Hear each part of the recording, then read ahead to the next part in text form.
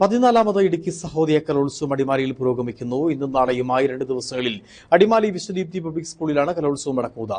ഇടുക്കി സഹോദയയ്ക്ക് കീഴിൽ വരുന്ന 30ലധികം സ്കൂളുകൾ കലോത്സവത്തിൽ പങ്കെടുക്കുന്നുണ്ട്. മത്സരങ്ങൾ പുരോഗമിക്കുമ്പോൾ സഹോദയയിൽ പോയിന്റ് നിലയിൽ ഒന്നാമതെത്താൻ സ്കൂളുകൾ തമ്മിലുള്ള മത്സരവും മുന്നേറുകയാണ്.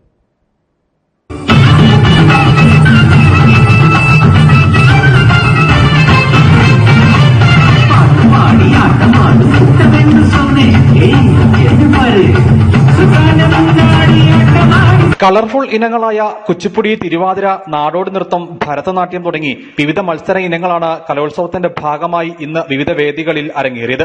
വാശിയോടെ മത്സരാർത്ഥികൾ അരങ്ങിൽ നിറഞ്ഞാടിയപ്പോൾ സദസ്സും സമ്പന്നമായി. മാപ്പിളപ്പാട്ട്, പദ്യംചൊല്ലൽ, ലൈറ്റ് മ്യൂസിക് തുടങ്ങിയ മത്സര ഇനങ്ങളും ഇന്ന് വേദിയിൽ അരങ്ങേറി. 12 വേദികളിലായിട്ടായിരുന്നു മത്സരങ്ങൾ ക്രമീകരിച്ചിരുന്നത്.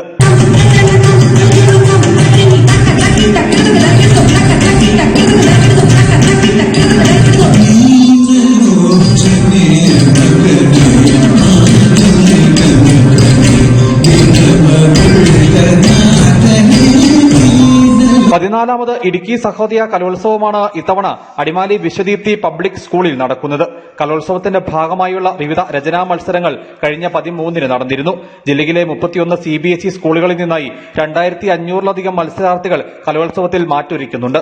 150-ലധികം ഇനങ്ങളിലാണ് മത്സരങ്ങൾ നടക്കുന്നത്. മത്സരങ്ങൾ പുരോഗമിക്കുമ്പോൾ സഹോദയയിൽ പോയിന്റ് നിലയിൽ ഒന്നാമതെത്താൻ സ്കൂളുകൾ തമ്മിലുള്ള മത്സരവും മുന്നേറുകയാണ്.